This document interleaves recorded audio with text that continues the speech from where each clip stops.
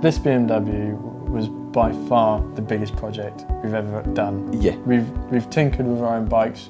We've built one bike from scratch that was just a pure rat bobber sort of out of stuff that we had from here. Yeah.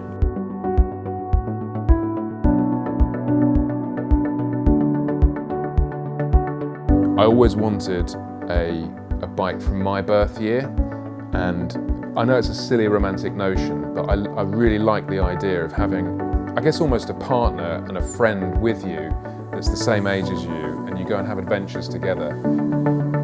This bike was bought brand new at Park Lane BMW in 1978 by one of the employees who worked at that branch.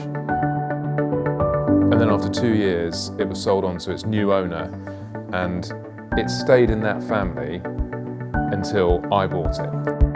We had a brief with the customer, and it was basically, with the whole bike, was to be usable.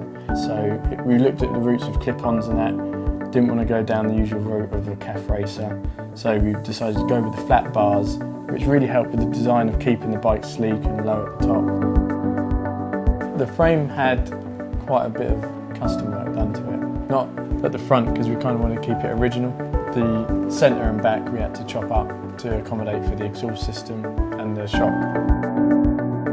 LED tail lights. LED indicators. LED indicators on the rear. The sort of MotoGP style switch gear. It was a big thing for him because being that he's into the track style bikes, we added the element of the track stuff. Did you enjoy it? I did enjoy it. There was moments. There was moments. There was lows and highs as everything. But I mean, we've learned a lot doing it. And then going to like the bike shed. Yeah. And we were just sitting there. We probably did stare at it for 12 hours. Like we couldn't believe where it had come to.